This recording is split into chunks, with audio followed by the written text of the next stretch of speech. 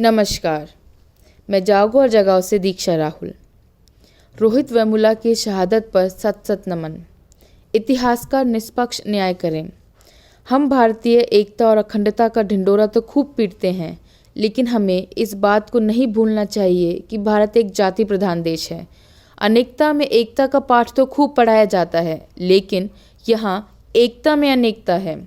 यहाँ जो कुछ कहा जाता है उसका उल्टा होता है, क्योंकि तथाकथित जातिवादी मानसिकता यहाँ हमेशा नंबर 1 पर रही है। यहाँ विद्वता की बजाय जातिगत विद्वता ज़्यादा मायने रखती है। आप चाहे कितने भी विद्वान हो, अगर आप मूल निवासी हैं तो आपको मानना पड़ेगा आप विद्वान होकर भी विद्वान नहीं हैं, क्योंकि जातिगत थप्पा आपके ऊपर लग चुका है। पिछले दिनों 17 जनवरी 2016 को हैदराबाद विश्वविद्यालय में रोहित वेमुला नाम का एक विद्वान एकलव्य तथाकथित मनुवादी मानसिकता का गुलाम द्रोणाचार्य रूपी अप्पाराव पोडले नामक वीसी की गंदी सोच की भेंट चढ़ गया। द्रोणाचार्य की सोच, मनु की सोच, अप्पाराव पोडले की सोच और इस मनुवादी मानसिकता की गुलाम सरकार की सोच एक जैसी है। हम आधुनिकता के दौर में जीवन यापन तो कर रहे हैं, लेकिन ऊपर के दर्जे पर बैठे पोंगा पंडे आज भी पौराणिक सोच को धरातल पर उतारना चाहते हैं। आखिर ऐसा क्यों हो रहा है? हम आज भी एकलव्य की तरह अपना अंगूठा कटवा कर शिष्य और गुरु की परंपरा को क्यों ढो रहे हैं? आज ज़माना बदल गया, लेकिन इनकी मानसिकता क्यों नहीं बदली? बाबा साहब का नारा लगाते ही इनकी त्योरियां क्यों चढ़ जाती हैं? बिल्कुल सीधा सा जवाब है कि दौर चाहे आधुनिकता का हो, लेकिन इनकी सोच निम्न स्तर की है। सुस्पष्ट है, आज भी शिक्षा व्यवस्था में आप चाहे कितने विद्वान हो जाएं, आपको जातिवाद का शिकार होना पड़ेगा।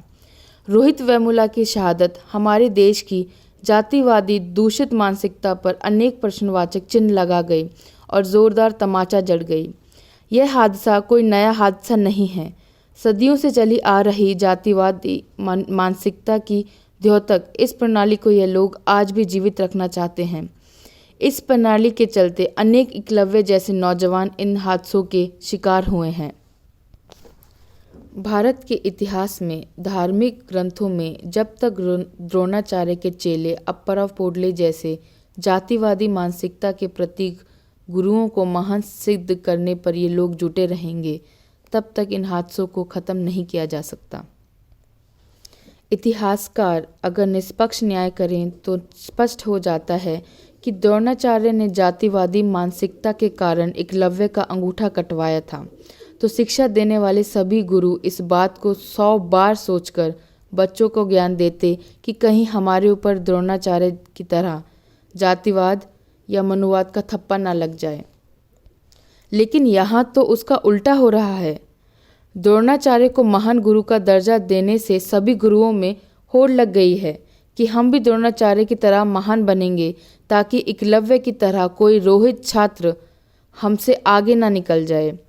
इसलिए इनके अंगूठे काट दो या इनको परेशान करके फांसी खाने को मजबूर कर दो, लेकिन नालायकियाँ लंबे समय तक नहीं ढोई जा सकेंगी।